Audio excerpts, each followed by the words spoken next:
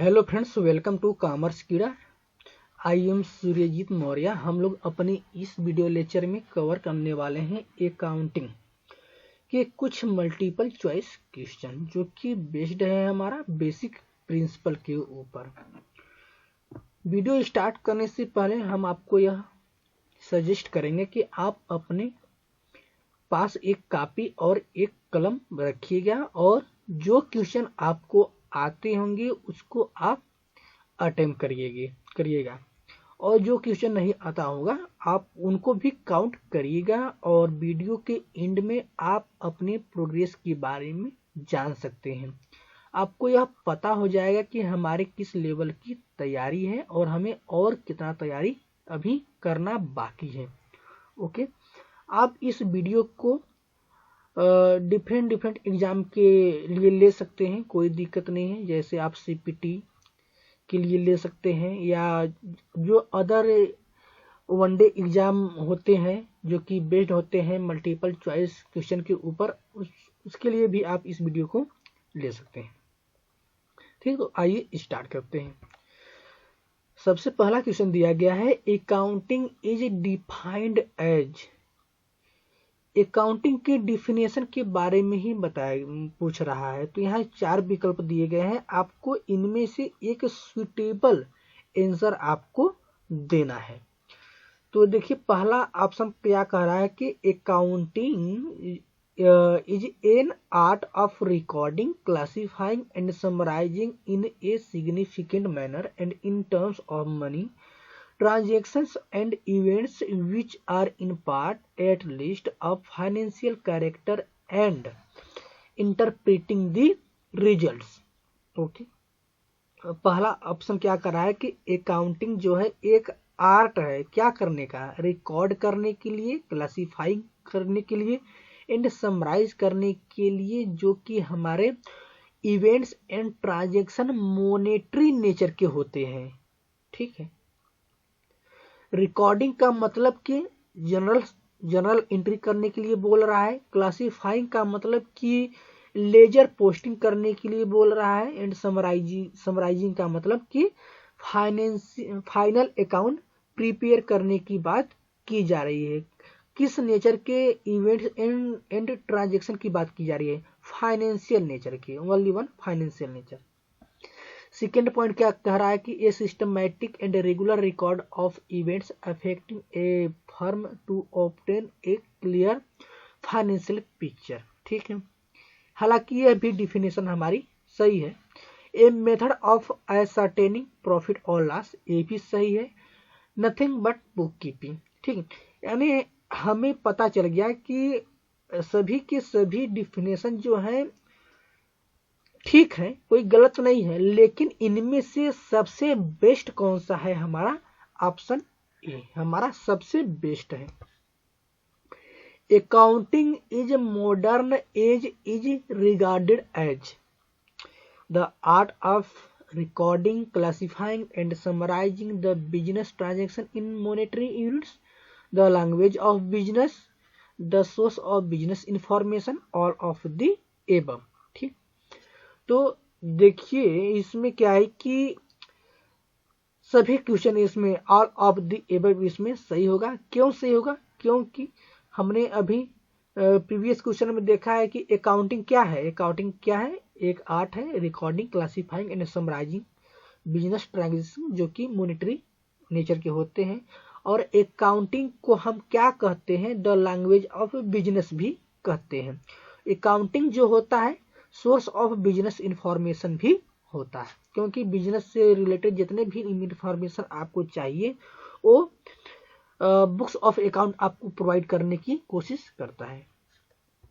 Next, is a root cause for financial accounting, stewardship accounting. ये हमारा क्या हो जाएगा? राइट आंसर हो जाएगा। Social accounting, management accounting, human resource accounting, एक क्या है हमारे हैं? ये हमारे हैं सब फील्ड ऑफ अकाउंटिंग। ठीक,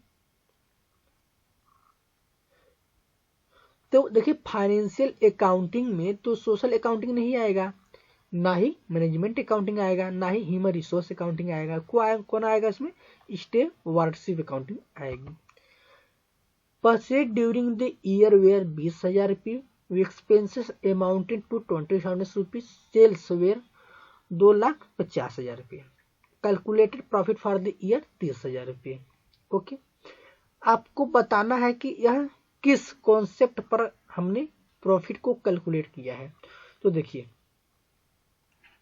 ठीक, पहले इसमें देखिए, आप अगर आपको एग्जाम में अगर आपको क्वेश्चन आते हैं मल्टीपल चॉइस क्वेश्चन की तरह, तो आप इलिमिनेट जितने भी ऑप्शन दिए जाते हैं ना, उनको इलिमिनेट करने की कोशिश करिए। आप देखिए कि नहीं कौन से क्वेश्चन गलत है। ठीक है, अगर आपको नहीं पता है कि इसका आंसर राइट आंसर कौन सा है, तो पहले आप देखिए कि इसका गलत आंसर कौन सा है। ठीक है, तो अगर जो लास्ट में बचेगा वही आपका राइट आंसर हो जाएगा।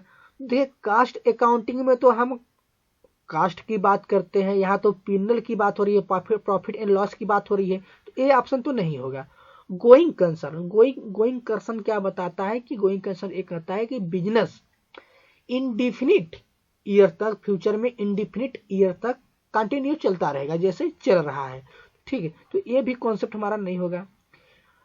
पीरियोडिसिटी बताता है कि आप अपने बुक्स ऑफ अकाउंट रखते हैं, तो आप जैसे 6 महीने के लिए रख सकते हैं, 3 महीने के लिए प्रॉफिट कैलकुलेट, 3 महीने पर अपना प्रॉफिट कैलकुलेट कर सकते हैं, 6 महीने पर अपना 6 महीने पर अपना प्रॉफिट कैलकुलेट कर सकते हैं, या 1 फाइनेंशियल ईयर के लिए अपना अकाउंटिंग रख सकते हैं, या एक दिवाली से दूसरे दिवाली तक, एक होली से दूसरे होली तक। यानी आपको एक पीरियड डिसाइड करना पड़ेगा कि आप कितने पीरियड तक का प्रॉफिट कैलकुलेट करेंगे, जिससे आपको कंपैरिजन करने में आसानी हो कि हमारी क्या हमारी पिछली अकाउंटिंग पीरियड से क्या हमारा ये वाला जो हमारा अकाउंटिंग पीरियड है, क्या इसमें हम कुछ बेहतर हमारी प्रॉफिट इंक्रीज हुई है या डिक्रीज हुई है। ठीक है, इसके बारे में आप कंपैरिजन कर सकते हैं। तो यहाँ देखिए, ये भी नहीं होगा, इसका मतलब हमारा ये पहला वाला सही है। ठीक, और मैचिंग कॉन्सेप्ट क्या बताता है? मैचिंग कॉन्सेप्ट हमारा यह कहता है कि जिस ईयर का एक्सपेंसेस है, उसको उसी ईयर आप एक्सपेंसेस मानिए, उसका पेमेंट किया गया हो या नहीं किया हो, उससे कोई मतलब नहीं है। जिस ईयर की इनकम है, आप उसी ईयर की उसी ईयर में उसको इनकम मानिए, वह इनकम एक्चुअल में अभी रिसीव्ड हुई हो या न हुई हो, उससे कोई मतलब नहीं है। ठीक है, तो मैचिंग कॉन्सेप्ट हमारा एक कहता है accounting means recording of transactions, events, या बोथ, या दोनों में से कोई नहीं कहा गया। अकाउंटिंग में जो रिकॉर्डिंग की जाती है वो ट्रांजैक्शन एंड इवेंट्स की दोनों की रिकॉर्डिंग की जाती है। तो इसमें हमारा ऑप्शन सी क्या हो जाएगा? राइट आंसर हो जाएगा। लेकिन ट्रांजैक्शंस किसे कहते हैं, इवेंट्स किसे कहते हैं, इसे भी जानना तो आवश्यक है ना। ठीक है, तो इसके लिए बताया गया है कि देखिए, ट्रांजैक्शन का मतलब कि अगर हम रॉ मटेरियल परचेज किए, यानी एक बिजनेस अगर रॉ मटेरियल परचेज कर रहा है, फिनिश गुड्स को सेल कर रहा है, सैलरी का पेमेंट कर रहा है, रेंट का पेमेंट कर रहा है, वेजेज का पेमेंट कर रहा है, इंटरेस्ट का पेमेंट कर रहा है, या इंटरेस्ट रिसीव कर रहा है, तो वो क्या हो जाएगा? वो ट्रांजैक्शन हो जाएगा। ट्रांजैक्शन का मतलब कि यहाँ पर मनी का, कैश का इनफ्लो होगा या आउटफ्लो होगा बिजनेस में, वहां पर ट्रांजैक्शन होगा। लेकिन जो ट्रांजैक्शन करने पर जो ओवरऑल रिजल्ट हमें प्राप्त होगा वो हमारा इवेंट्स होता है। जैसे हमने साल भर सेल परचेज किया और at the end of the year हमने देखा कि हमारे बिजनेस को 20,000 रुपये का प्रॉफिट हुआ, तो ये 20,000 रुपये क्या कहा जाएगा? इवेंट्स कहा जाएगा। या 20,000 रुपये का लॉस हुआ, वो भी हमारा इवेंट्स हो जाएगा। या हमारे हैंड में स्टॉक बचा है, रॉ मटेरियल का स्टॉक या फिनिश गुड्स का स्टॉक या WIP का स्टॉक, कुछ भी स्टॉक बचा है at the end of the year, वो भी हमारा इवेंट कहा जाएगा। ठीक है, या तो कैश इन हैंड, वो भी हमारा इवेंट कहा जाएगा, उसकी भी रिकॉर्डिंग हम करते हैं बुक्स ऑफ अकाउंट में। या एक मशीनरी हमने 1 जनवरी को खरीदा और उस पर हमने 31 दिसंबर को 1 साल का डिप्रिसिएशन चार्ज करने के बाद उसका बैलेंसिंग फिगर हम दिखा रहे हैं अपने बुक्स ऑफ अकाउंट में। तो जो उसका बैलेंसिंग फिगर है डिप्रिसिएशन चार्ज करने के बाद जो आया है वो भी हमारा इवेंट्स ही कहा जाएगा। ठीक है, मशीनरी हमने परचेज किया वो हमारा ट्रांजैक्शन है, लेकिन at the end of the year जो हमारा क्लोजिंग बैलेंस बचा हुआ है मशीनरी का वो हमारा इवेंट कहा जाएगा।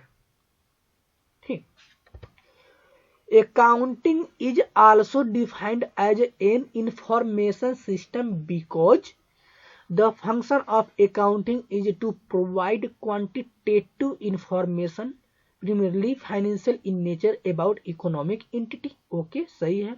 It is a system which provide information, right? Accounting provides required information for anyone seeking it। Okay, इसमें डी ऑप्शन सही रहेगा, क्योंकि अगर अकाउंटिंग को इंफॉर्मेशन सिस्टम कहा जाता है तो क्यों कहा जाता है? क्योंकि वह जिसको इंफॉर्मेशन की आवश्यकता होती है वो इंफॉर्मेशन प्रोवाइड करता है फाइनेंशियल नेचर का। ठीक, चाहे गवर्नमेंट को अगर इंफॉर्मेशन चाहिए बिजनेस से रिलेटेड कुछ उसके क्रय विक्रय या सेल्स से, तो वो अकाउंटिंग पर डिपेंड होते हैं, या अदर भी होते हैं, जैसे किसी को भी अगर सिस्टम इंफॉर्मेशन चाहिए तो प्रोवाइड कर सकता है books of account. Money owed from an outsider is an asset. एक क्या है हमारा? एक एसेट है। कैसे एसेट है? हमने किसी को लोन दिया है, हमने किसी को लोन दिया है, तो अगर हम उसको लोन दिए हैं तो वो हमें क्या करेगा? वो हमें पेमेंट करेगा ना बाद में, इन फ्यूचर वो हमें पेमेंट करेगा। तो जो हमें मिलने वाला है, दूसरे से जो हमें मिलने वाला है वो हमारे हैंड में एज ए एसेट मानी जाती है। जैसे एडवांस लोन अगर हम देते हैं, किसी को लोन देते हैं तो हमारे लिए एसेट है, लेकिन हम किसी से लोन लिए हैं तो हमारे लिए क्या है? लायबिलिटीज है। ठीक, तो यहाँ पर हमारा एसेट माना जाएगा। Fixed asset are asset which are, ठीक है, देखिए एसेट जो होते हैं वह 2 तरह के होते हैं। एक करंट एसेट होता है, एक लॉन्ग टर्म एसेट होता है। और लॉन्ग टर्म एसेट भी 2 टाइप्स के होते हैं। एक हमारा होता है मूवेबल एसेट, एक होता है इमूवेबल एसेट। तो कहा गया है कि fixed asset are asset which are, जो कि फिक्स्ड रहता है। फिक्स्ड एसेट का मतलब कि फिक्स्ड है, ठीक है, वो यहाँ वहां जा नहीं सकता है। इसका मतलब वो immovable asset like land building की बात कर रहा है। ठीक है, तो इसमें ऑप्शन हमारा क्या हो जाएगा? डी राइट हो जाएगा। आइए देखते हैं ये सब क्या करें। कहा गया है कि जिसके देखिए एसेट जो हमारी होती है बिजनेस की, एसेट जो बैलेंस शीट में शो होती है और 2 टाइप्स की होती है, हमें पता है। एक होती है करेंट एसेट, ठीक है, जो कि current within a financial year में, एक फाइनेंशियल ईयर में जिन्हें हम मोनेटरी या मोनेटरी इक्विवेलेंट अमाउंट में कन्वर्ट कर सकते हैं, वो हमारी करंट एसेट होती हैं। जैसे कैश इन हैंड है, डेप्टर हो गए, स्टॉक, ये हमारे क्या है? करंट एसेट में आते हैं। और दूसरा हमारा होता है लॉन्ग टर्म एसेट, जो कि 1 अकाउंटिंग से अधिक की होती है। माने ये जो होती है हमारी, एक इनका जो बेनिफिट है, लॉन्ग टर्म एसेट का जो बेनिफिट है वो एक मोर देन 1 अकाउंटिंग पीरियड में हम यूटिलाइज करते हैं। ठीक, long term asset. Long term asset में भी 2 तरह की एसेट हो सकती हैं। एक हमारी वो एसेट होती है जो कि इमूवेबल होती है। इमूवेबल जैसे लैंड को क्या आप एक जगह से दूसरी जगह ले जा सकते हैं? नहीं। ठीक, तो लैंड हमारा क्या है? Immovable asset. और यानी फिक्स्ड एसेट। इमूवेबल एसेट का मतलब कि फिक्स्ड एसेट। और एक होता है मूवेबल एसेट, जिसे एक स्थान से दूसरे स्थान पर लाया हुआ ले जाया जा सकता है। तो फिक्स्ड एसेट का मतलब होता है immovable asset like land, building etcetera. और ये जो फिक्स्ड एसेट होता है ये लॉन्ग टर्म एसेट की कैटेगरी में आता है, जिसका हम बेनिफिट 1 अकाउंटिंग पीरियड से अधिक भी ले सकते हैं। ठीक, अगर ए वाला ऑप्शन नहीं होता तो हम इस वाले ऑप्शन को भी मान देते, और ये दोनों ऑप्शन हमारे एकदम गलत हैं। The obligation of an enterprises other than owners fund are known as obligation. आप बैलेंस शीट बनाइए, बैलेंस शीट आप प्रिपेयर करते हैं तो कैसे प्रिपेयर करते हैं, ठीक है। इधर हम क्या दिखाते हैं, इधर हम एसेट दिखाते हैं, ओके, और यहाँ क्या दिखाते हैं, यहाँ हम कैपिटल दिखाते हैं, वह कैपिटल जो कि बिजनेस का ओनर इन्वेस्ट किया हुआ है, ठीक। और इसके नीचे हम क्या दिखाते हैं, long term liabilities and short term liabilities के बारे में हम दिखाते हैं। तो कैपिटल के अलावा कहा कि the obligation of an enterprises other than owners fund, यानी कैपिटल के अलावा जो जितने भी ऑब्लिगेशन होते हैं उन्हें हम लायबिलिटीज के नाम से जानते हैं, okay. Unpaid expenses are, unpaid expenses को हम क्या कहते हैं, आउटस्टैंडिंग लायबिलिटीज कहते हैं, प्रीपेड एक्सपेंसेस कहते हैं, या अनएक्रूड एक्सपेंसेस कहते हैं, या ऑल ऑफ द एबव। तो सबसे पहले आप इनकी टर्मिनोलॉजी को समझिए कि आउटस्टैंडिंग लायबिलिटीज क्या होती है। आउटस्टैंडिंग लायबिलिटीज वह लायबिलिटीज होती है जैसे हम कोई सर्विस रिसीव्ड कर लिए हैं लेकिन अभी तक उसका हम पेमेंट नहीं किए हैं, ठीक, तो उसे हम आउटस्टैंडिंग लायबिलिटीज कहते हैं। जैसे क्या है कि at the end of the accounting year हमने क्या किया है, एम्प्लॉय से सर्विस तो रिसीव कर लिए हैं लेकिन अभी उसका 20,000 रुपये का पेमेंट हमने नहीं किया है, तो ये क्या है, ये आउटस्टैंडिंग हमारी सैलरी मानी जाएगी, मीन्स आउटस्टैंडिंग लायबिलिटीज मानी जाएगी। प्रीपेड एक्सपेंसेस यानी अभी सर्विसेज हमने अभी प्राप्त नहीं किया है लेकिन उसका एडवांस में हमने पेमेंट कर दिया है, ठीक, वो हमारा प्रीपेड एक्सपेंसेस। अनएक्रूड एक्सपेंसेस, ठीक, तो इसमें हमारा क्या हो जाएगा, ऑप्शन ए राइट हो जाएगा। मैनेजमेंट अकाउंटिंग, मैनेजमेंट अकाउंटिंग क्या है, इज ए क्रिटिकल वर्क है, ठीक है। Is accounting for future, okay, future के लिए अकाउंटिंग की जाती है लेकिन हमें सुटेबल आंसर चाहिए ना, जो एक अच्छा है, जो चारों ठीक है लेकिन चारों में से बेहतर कौन है ये हमें बताना है, ठीक। Is A recording technique of the management related transactions, ठीक।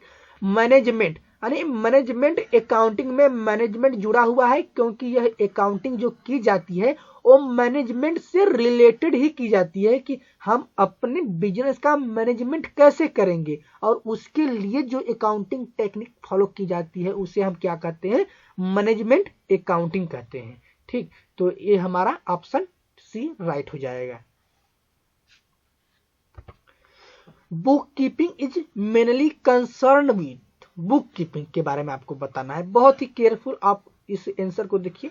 Book keeping is mainly concern with, किससे कंसर्न है, ऑप्शन ए बता रहा है recording of financial data, okay, designing the system in recording, classifying and summarizing the recorded data, interpreting the data for internal and external users, none of the above. Bookkeeping में क्या आता है, तो कहा गया bookkeeping mainly related to recording of financial data, ठीक है। Recording, classifying, summarising, interpreting, ये हमारे क्या है, एक साइकिल, अकाउंटिंग का जो हमारा ये साइकिल है।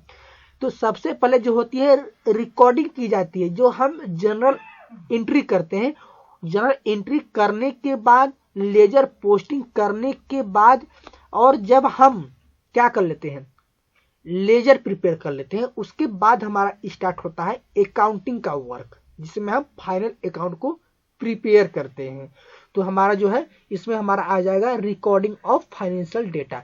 जो रिकॉर्डिंग ऑफ फाइनेंशियल डेटा होता है वह मेनली किससे रिलेटेड होता है, वह बुक कीपिंग से, जिसमें हम जनरल एंट्री करते हैं।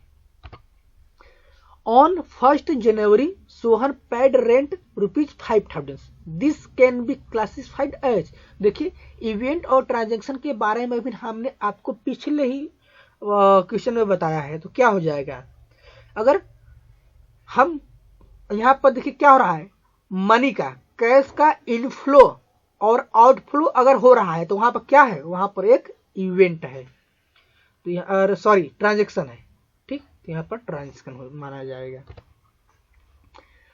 Purpose of an accounting system include all the following except, नहीं अकाउंटिंग सिस्टम के सभी पर्पज होते हैं लेकिन एक को छोड़कर, किसको छोड़कर बताइए, interpret the record the effects of business transaction, ये तो हमारा पर्पज होता है, इसलिए तो हम अकाउंटिंग करते हैं कि हम जो हमारे इंफॉर्मेशन है उनको हम इंटरप्रेट कर सके, उससे हम कुछ निष्कर्ष निकाल सके, ठीक।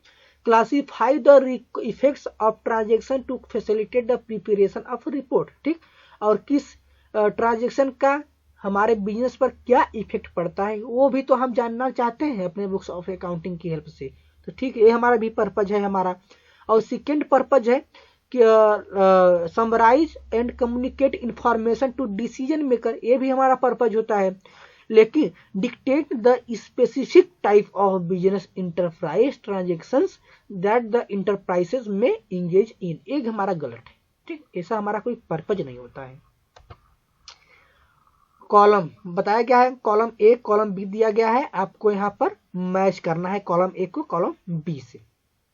देखिए स्टार्ट करिए, सबसे पहले दिया है यहाँ पर financial accounting, financial accounting means क्या बताइए, चलिए यहाँ से हम स्टार्ट करते हैं, ज्यादा सुटेबल होगा, ठीक है।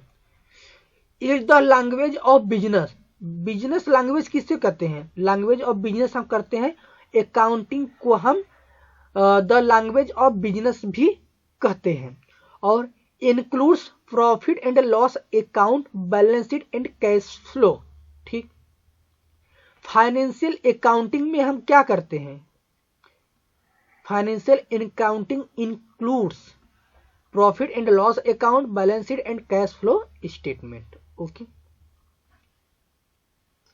बुक कीपिंग, बुक कीपिंग के बारे में पूछ रहा है, तो बुक कीपिंग के बारे में बता दीजिए, यहाँ पर are the business performance of trading accounting activity, are the business performance of trading activity, ये हमारा ट्रांजेक्शन हो जाएगा, क्योंकि और constitute as a basic base for accounting, आगे आखिर में हम जब जनरल एंट्री किए होंगे, लेजर पोस्टिंग किए होंगे, ट्रायल बैलेंस बनाए होंगे, तभी ना हम अपना फाइनल अकाउंट बना सकते हैं, जिससे हम profit and loss account, balance sheet, यही तभी तो बना सकते हैं ना। तो जो हमारा जो अकाउंटिंग का जो बेस होता है वो हमारा बुक कीपिंग होता है, और जो ट्रांजेक्शन होता है इसमें हम क्या करते हैं, ट्रांजेक्शन कर रहे हैं, एक्टिविटी करते हैं, जैसे सेल करते हैं, परचेज करते हैं, सैलरी का पेमेंट किए, रेंट का पेमेंट किए, इंटरेस्ट रिसीव कर रहे हैं, इंटरेस्ट पेड कर रहे हैं, ठीक है। Double accounting system owes its origin to Lucas Pacioli, ये हमारा सही हो जाएगा, जो कि इटालियन थे, ठीक। Interpreting financial statement means, financial statement को इंटरप्रेट करने का मतलब क्या होता है, methodical classification of the data given in the financial statement, preparation and presentation of the classified data in a manner useful to the user of financial statement, systematic analysis of the recorded data so as to put information is usable from, explaining the meaning and significance of the relationship of analysis of accounting data, ठीक। क्या हो जाएगा इसमें, इसमें हमारा option number 3 सही हो जाएगा। फाइनेंशियल स्टेटमेंट इंटरप्रेट करने का मतलब होता है कि हम उसका सिस्टमैटिक एनालिसिस कर रहे हैं, ओके। सिस्टमैटिक, वहां पर सिस्टमैटिक एनालिसिस बहुत ही इंपॉर्टेंट टर्म है। Which of the following is an event, इनमें से कौन सा इवेंट है आपको बताना है। देखिए सेल ऑफ गुड्स, ये क्या है, ये हमारा ट्रांजेक्शन है, okay. Closing stock of worth ₹40, ये हमारा इवेंट है, ओके, जो कि हमारा at the end of the accounting year हमें प्राप्त होता है। परचेज ऑफ गुड्स, ये भी हमारा ट्रांजेक्शन है, सेल कर रहे हैं, परचेज कर रहे हैं, रेंट पर कर रहे हैं, रेंट रिसीव कर रहे हैं, हमारा ट्रांजेक्शन है, क्योंकि यहाँ पर मनी का इनफ्लो आउटफ्लो हो रहा है। Financial statement are part of, financial statement जो होता है वो किसका पार्ट होता है? अकाउंटिंग का पार्ट होता है, बुक कीपिंग का पार्ट होता है, या ऑल ऑफ द एबव या नॉन ऑफ द एबव, किसका पार्ट होता है? तो फाइनेंशियल स्टेटमेंट में क्या क्या आता है, सबसे पहले आप इसको समझिए क्या क्या आता है financial statement. Financial statement mainly concern with profit and loss account, balance sheet, cash flow statement, ठीक, ये सभी आते हैं हमारे फाइनेंशियल स्टेटमेंट की कैटेगरी में। तो ये हमारा अकाउंटिंग का पार्ट होता है जो कि समराइजिंग के स्टेप पर किया जाता है, ठीक। और बुक कीपिंग हमारा क्या होता है? रिकॉर्डिंग क्लासिफाइंग से रिलेटेड होता है। तो हमारा इसमें कौन सा ऑप्शन सही है? ए, अकाउंटिंग वाला हमारा ऑप्शन सही है। Users of accounting information includes, भाई trade payable, supplier, lenders, cash, सभी यूजर हैं, सभी को फाइनेंशियल अकाउंटिंग के से कुछ न कुछ इंफॉर्मेशन मिलती है। या अगर जिसको जिसको इंफॉर्मेशन मिल रही है बुक्स ऑफ अकाउंट से, वो हमारे सभी क्या है? बुक्स ऑफ अकाउंटिंग के यूजर कहे जाएंगे। Accounting has universal application for recording and events, किसका? Recording events and transaction. तो इसमें हमारा ट्रांजेक्शन हो जाएगा, यहाँ पर आप क्या भरेंगे? यहाँ पर ट्रांजेक्शन। अकाउंटिंग में हम क्या करते हैं? ट्रांजेक्शन एंड इवेंट्स को रिकॉर्ड करते हैं और उनका प्रेजेंटेशन किया जाता है। इफ ओनर्स कैपिटल इज 50,000, ठीक है, लाइबिलिटी इज 30,000, यानी 50,000 उनकी क्या है? कि ओनर कैपिटल है एंड 30,000 रुपये क्या है? लाइबिलिटीज है, ओके। और बता रहा है एंड फिक्स्ड एसेट जो है 70,000 रुपये है। ये हमारा बैलेंस शीट, मेनली ये हमारा बैलेंस शीट के बारे में इंफॉर्मेशन दिया गया है, ओके, 70,000। तो बताया गया है कि then what is the value of the current asset. हमें पता है कि बैलेंस शीट के लायबिलिटीज एंड एसेट साइड का जो टोटल होता है वह सेम होता है ना। तो यहाँ पर क्या है? ये 80,000 है, तो इधर एसेट साइड में भी 80,000 रुपये बैलेंस आएगा, यहाँ पर भी 80,000 रहेगा, ठीक, 80,000 रुपये। और बता रहे हैं 70,000 रुपये फिक्स एसेट है, तो हमारा क्या हो जाएगा? ये 10,000 रुपये हमारा क्या हो जाएगा? करेंट एसेट हो जाएगा, ओके। तो इसमें हमारा 10,000 रुपये राइट आंसर हो जाएगा। ₹5,000 paid as rent of office premises is an a, क्या हो जाएगा? ट्रांजेक्शन होगा कि इवेंट होगा? ये ट्रांजेक्शन होगा क्योंकि हम रेंट पेड कर रहे हैं। नेट प्रॉफिट और loss will be derived at, किस स्टेज पर, अकाउंटिंग के किस स्टेज पर आपको नेट प्रॉफिट और लॉस अराइज होता है? देखिए, क्लासिफाइंग का मतलब कि यहाँ पर हम लेजर पोस्टिंग कर रहे हैं। इंटरप्रिटेशन का मतलब कि हमने फाइनेंशियल अकाउंट प्रिपेयर कर लिया है और उसका इंटरप्रिटेशन हम कर रहे हैं निष्कर्ष निकालने के लिए।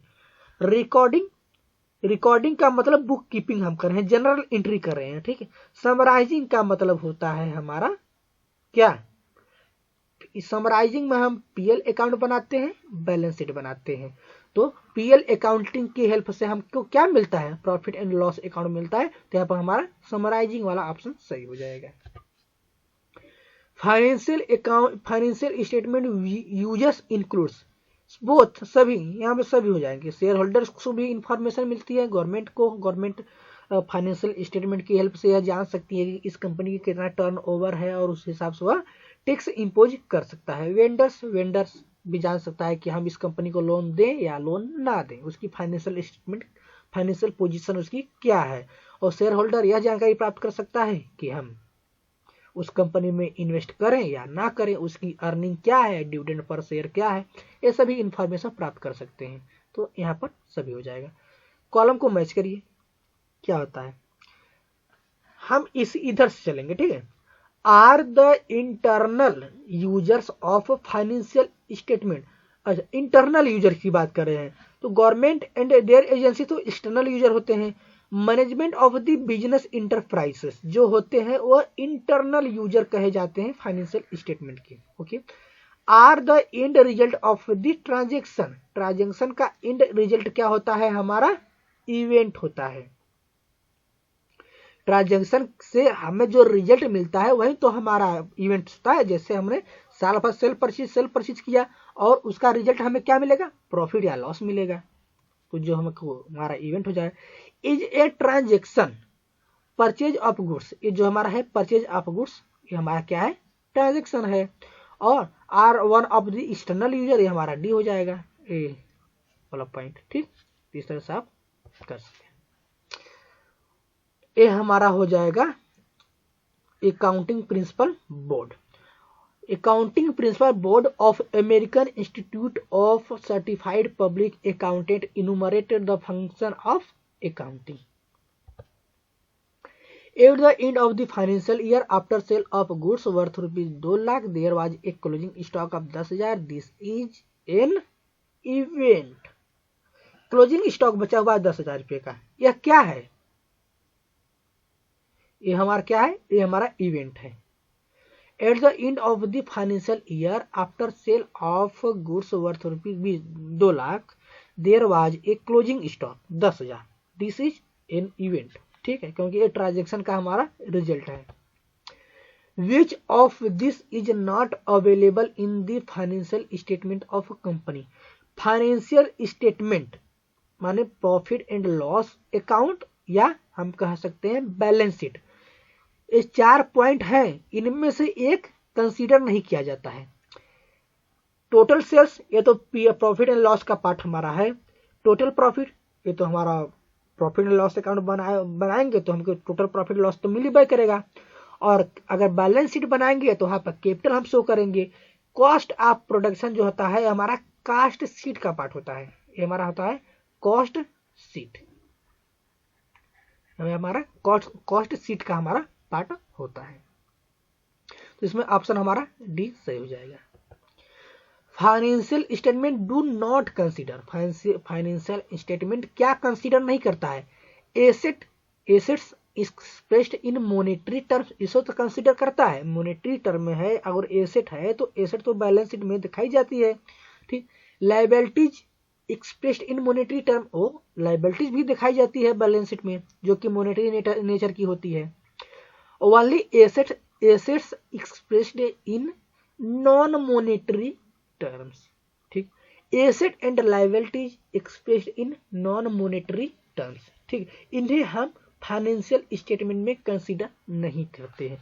वह एसेट एंड लायबिलिटी जो कि हम मॉनेटरी टर्म में जिसे हम नहीं लिख सकते हैं, उसे हम फाइनेंशियल अकाउंटिंग में नहीं शो करते हैं, या उसकी अकाउंटिंग ही नहीं की जाती है।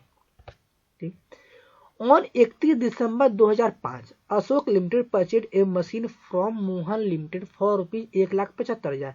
दिस इज ईयर इंडेड 31 दिसंबर। 31 दिसंबर को यह क्या कहा जाएगा? एक इवेंट हो जाएगा, क्योंकि एक इवेंट एंड ट्रांजैक्शन दोनों हो जाएगा, क्योंकि 31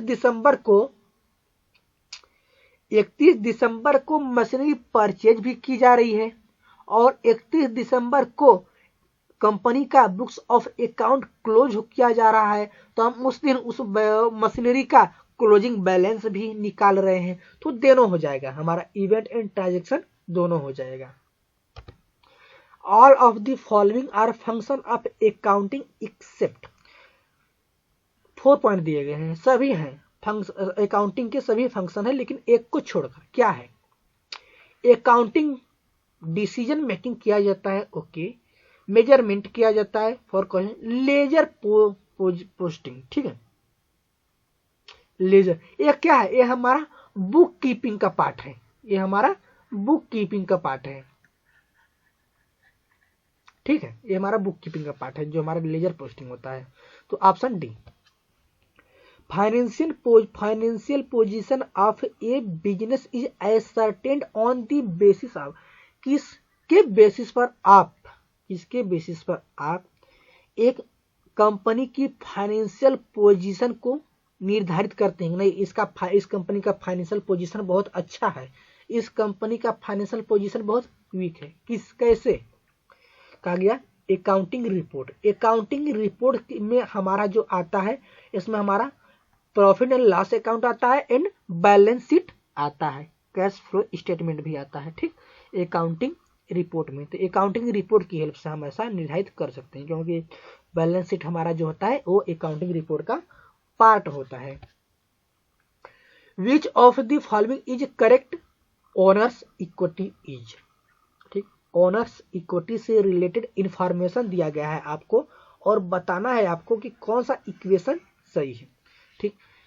तो ये current asset into current asset का फिक्स्ड एसेट, यहाँ मान लेते हैं current liabilities long term liability, यहाँ तो कुछ है ही नहीं, ना प्लस है ना माइनस पे कोई इक्वेशन तो बना नहीं। Current asset fixed asset minus current long term liabilities, current asset minus fixed asset minus long term liability. ये भी हमारा गलत है, ठीक, ये भी गलत है, ये भी गलत है, ये भी गलत है, यानी हमारा ये सही है, ठीक है। जिसे आप बैलेंस शीट बनाएंगे तो कैसे बनाएंगे? बैलेंस शीट अगर आप प्रिपेयर करेंगे तो कैसे प्रिपेयर करेंगे? इधर आप करंट एसेट फिक्स्ड एसेट दिखाएंगे, यहाँ इनका टोटल आएगा। जब इस टोटल में से आप क्या घटा देंगे? करंट लायबिलिटीज घटा देंगे, लॉन्ग टर्म लायबिलिटीज आप घटा देंगे, current liability in long term liability, तो क्या बचेगा? कैपिटल बचेगा। तो कैपिटल जो होता है वो ओनर्स इक्विटी कहा जाता है। The direct advantage of accounting do not include comparative advantage, ठीक, preparation of financial statement, ascertainment of profit and loss, information to interested group. ये जो हमारा डायरेक्ट होता है ये डायरेक्ट हमारा एडवांटेज है, लेकिन ये हमारा इनडायरेक्ट एडवांटेज है, कंपैरेटिव एडवांटेज। कंपैरेटिव एडवांटेज का मतलब ये हमारा होता है कि ये नॉर्मली हमारा मार्केटिंग से रिलेटेड होता है, ठीक है।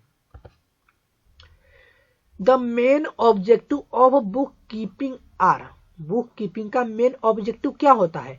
Complete recording of transaction, okay, ये तो ऑब्जेक्टिव होता है।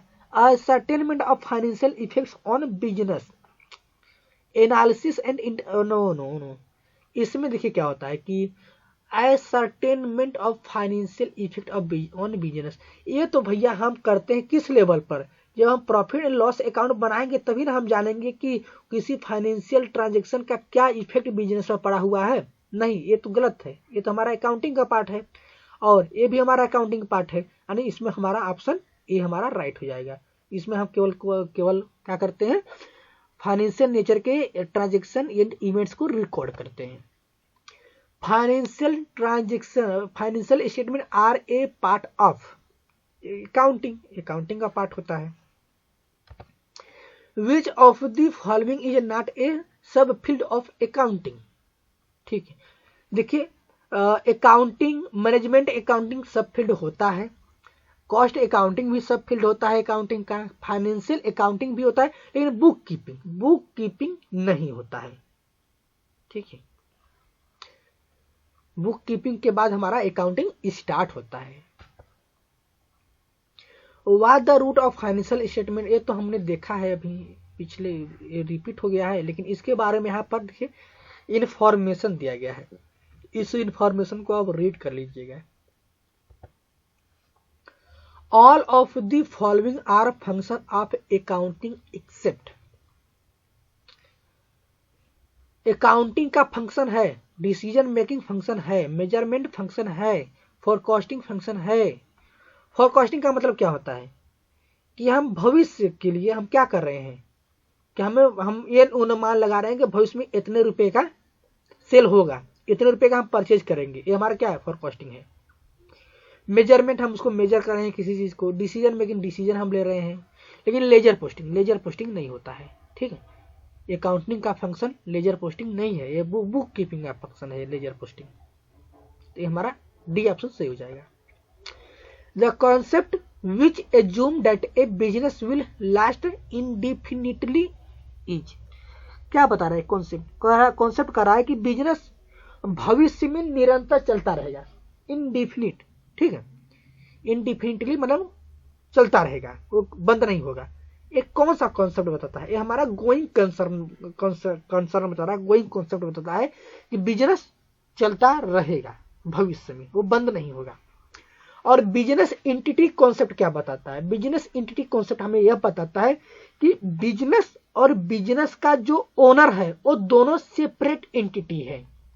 जैसे अगर जो कैपिटल का हम कैपिटल और ड्रॉइंग ये सब का जो हम ट्रांजेक्शन करते हैं अपने बुक्स ऑफ अकाउंटिंग में, उसी बिजनेस एंटिटी कॉन्सेप्ट के आधार पर करते हैं। कि बिजनेस एंटिटी कॉन्सेप्ट यह कहता है कि जो बिजनेस का ओनर होता है वह बिजनेस का क्या होता है? बिजनेस का वो लाइबिलिटी, बिजनेस की यह लाइबिलिटीज होती है कि वह अपने ओनर को उसका जो कैपिटल लगाया है उसके बदले में उसे कुछ प्रोवाइड करे। ठीक, ओनर जो होता है वह लेनदार होता है बिजनेस का। गोइंग कंसर्न बताता है कि बिजनेस हमेशा चलती रहेगी।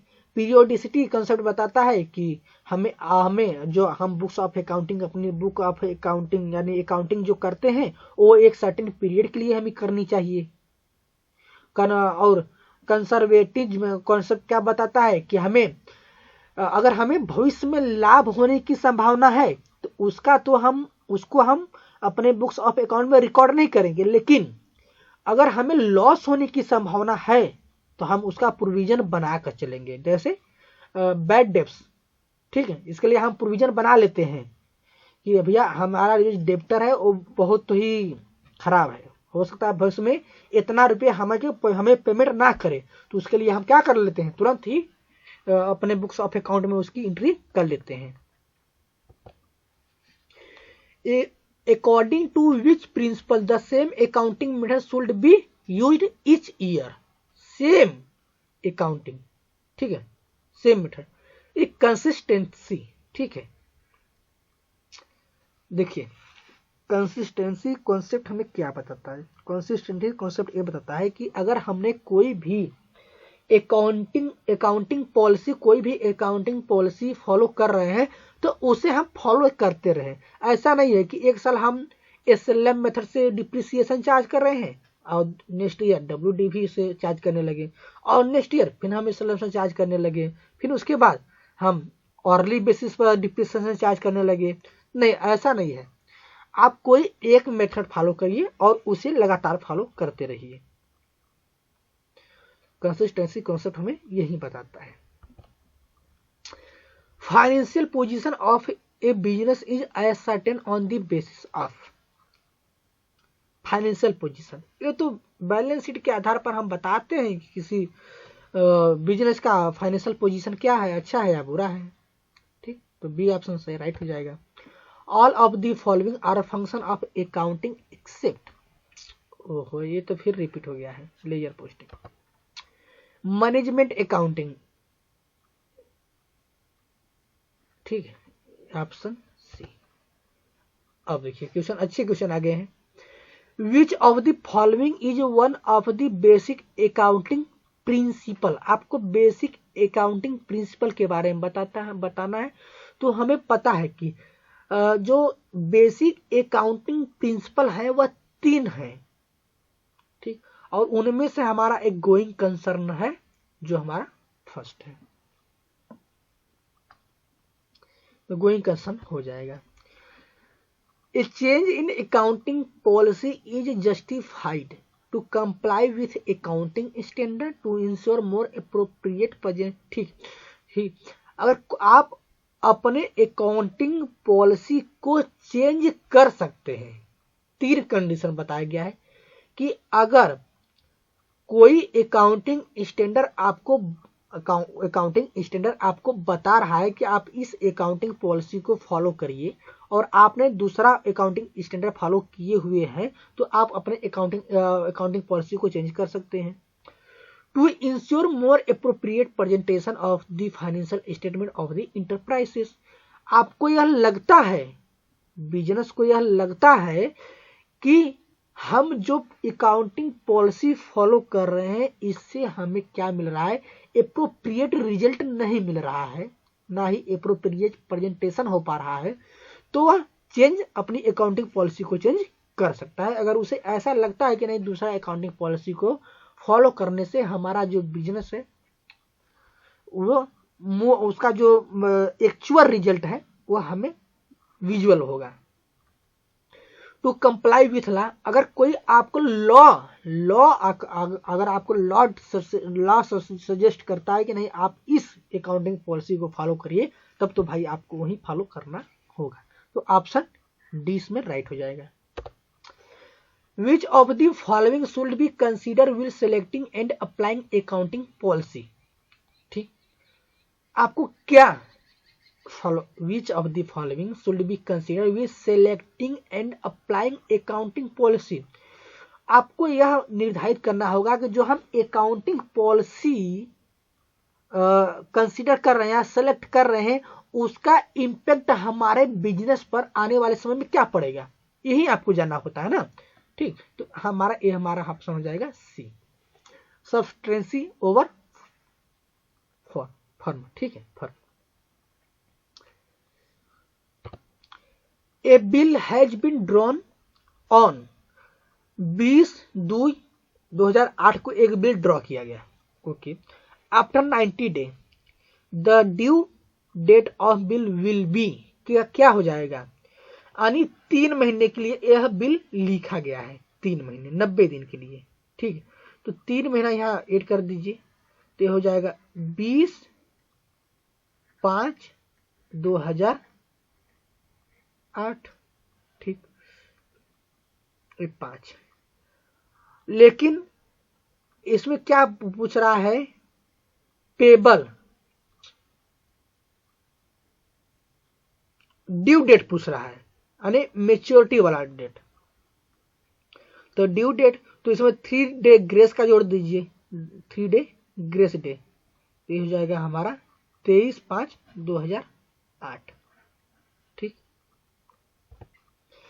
Material of ₹500 used in the installation of machinery and wages paid for it amounting to ₹600 should be, क्या हो जाएगा, 500 रुपए का मटेरियल एंड 600 रुपए का क्या हुआ है, वेजेज पेड किया गया है। कहा इंस्टॉलेशन ऑफ मशीनरी, तो इसकी आप जनरल एंट्री क्या करेंगे बताइए।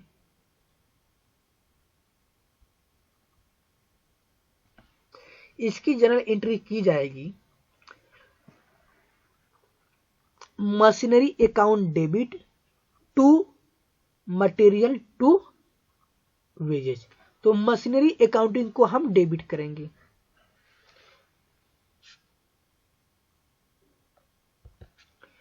Carriage inward is debited to, carriage inward यानी हमने कोई गुड्स परचेज किया, उस समय जो हम भाड़ा देंगे, ठीक है, ट्रांसपोर्टेशन का जो भाड़ा देंगे उसको हम कहाँ डेबिट करेंगे, तो ट्रेडिंग अकाउंट में इसे हम डेबिट करते हैं।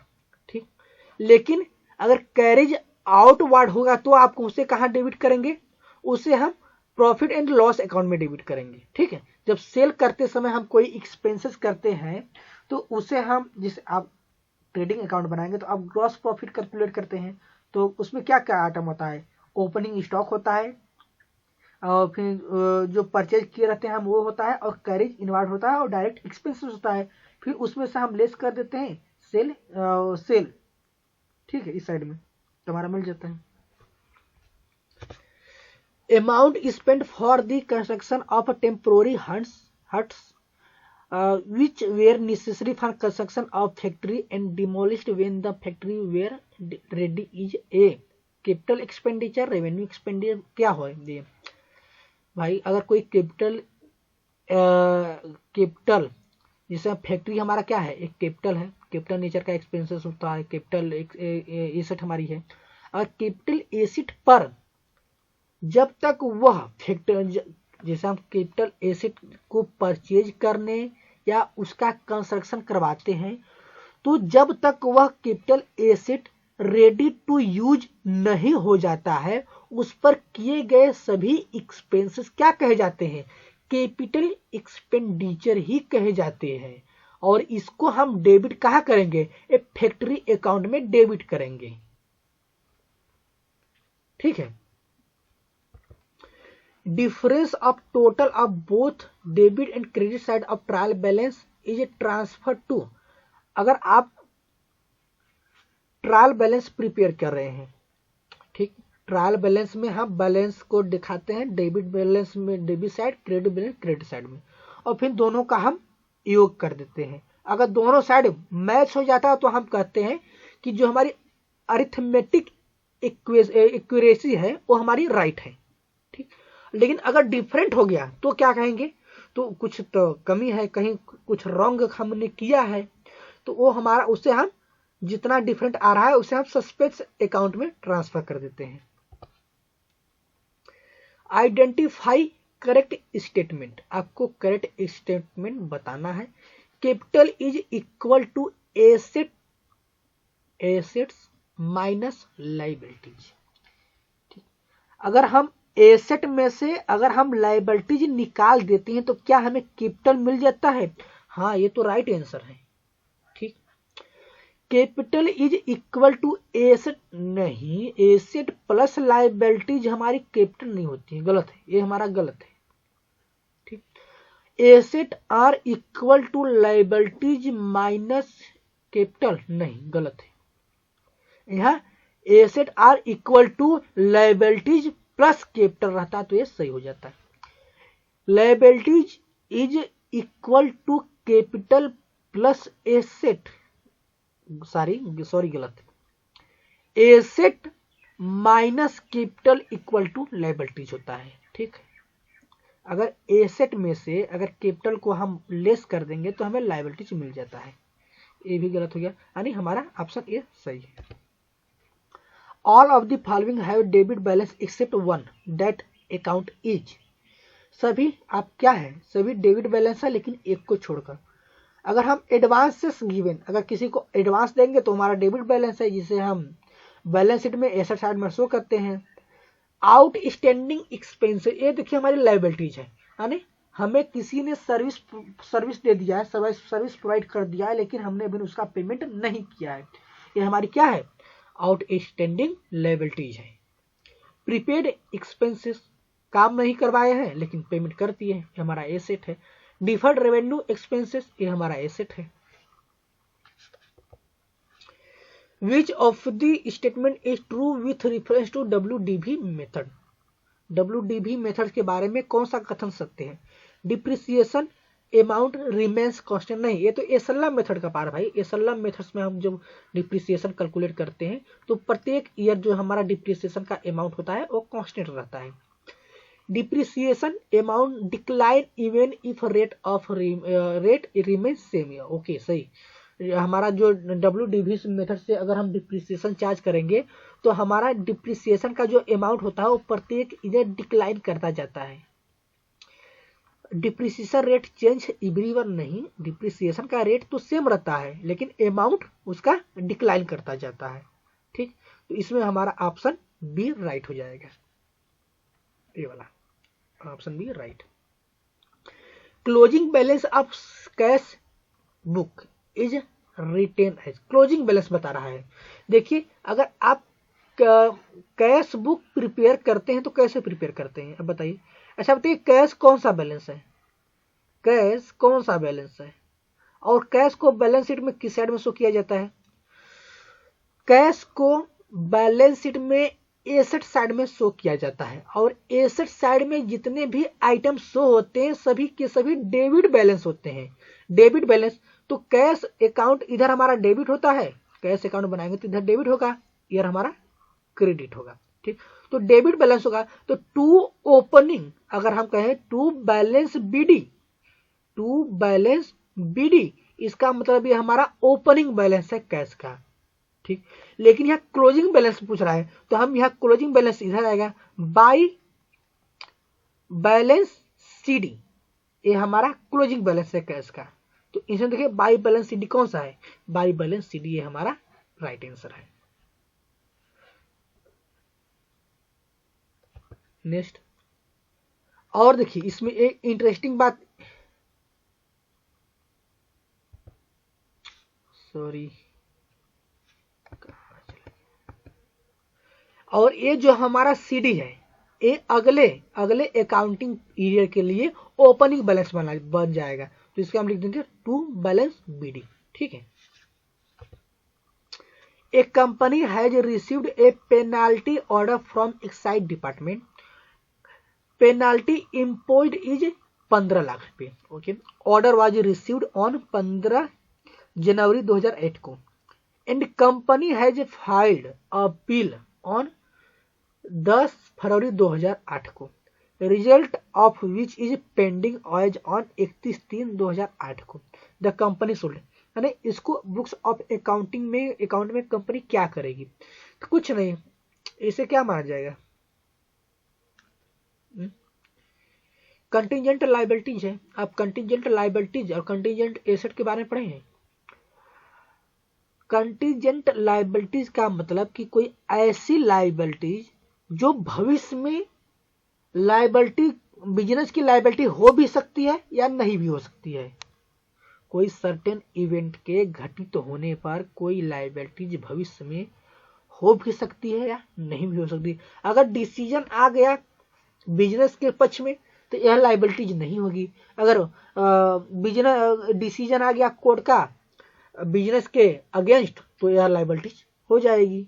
ठीक, लेकिन वो अभी सर्टेन नहीं है कि लायबिलिटीज वह होगी या नहीं होगी, तो उसे हम कंटिजेंट लायबिलिटीज मानते हैं। यह बैलेंस शीट का पार्ट नहीं होता है, इसे हम एक नोट के रूप में दिखाते हैं।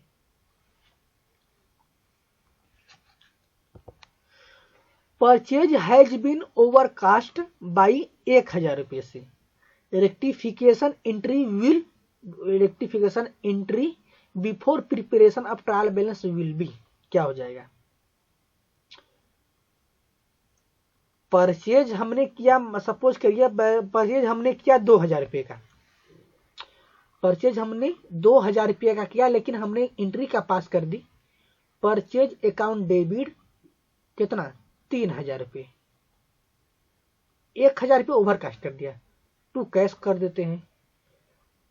ये हमने एंट्री पास की, लेकिन एक्चुअल में हमें करना क्या चाहिए था? एक्चुअल में हमें करना चाहिए था परचेज अकाउंट डेबिट 2000 रुपये टू कैश। ठीक, to cash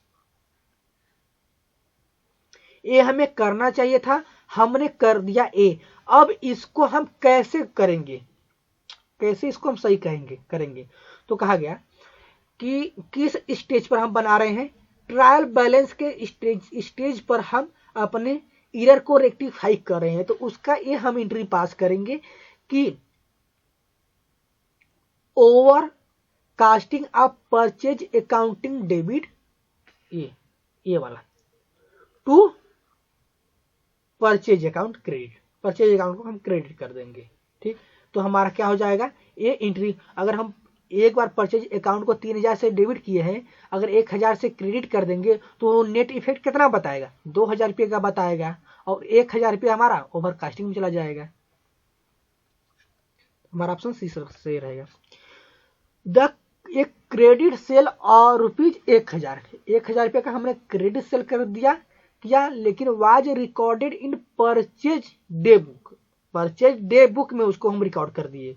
and credit purchase हमने किया ऑफ ₹2000 रुपये का, was entered in sales day book, rectify entry will be. पहले आप समझिए कि ये परचेज डे बुक क्या होता है और सेल्स डे बुक क्या होता है, आपको पता है? इसमें केवल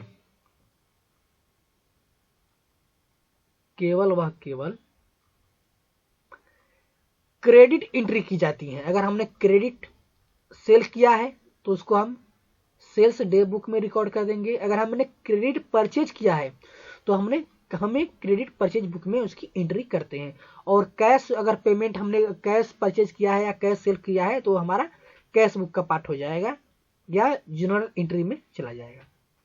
ओके, लेकिन हमने कर दिया उल्टा, हमने खरीदा तो हमने उसको बेचे वाले में कर दिया, और बेचा तो हमने खरीदे वाले में कर दिया। कुछ नहीं, तो बस उसको रिवर्स कर देना है, हमें तो रिवर्स कर देना है। तो हमारा ए ऑप्शन बी हमारा राइट हो जाएगा।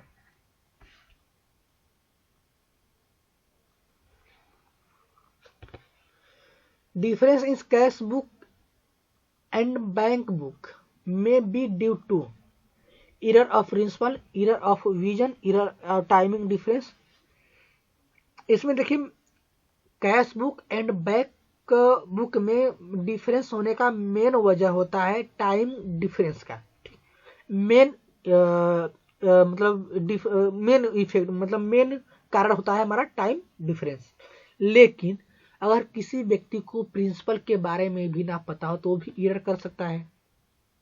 ठीक, कैश अकाउंट कैसे बनता है उसे नहीं पता है तो तब पर भी क्या हो जाएगा, cash book and bank book में अंतर आ जाएगा।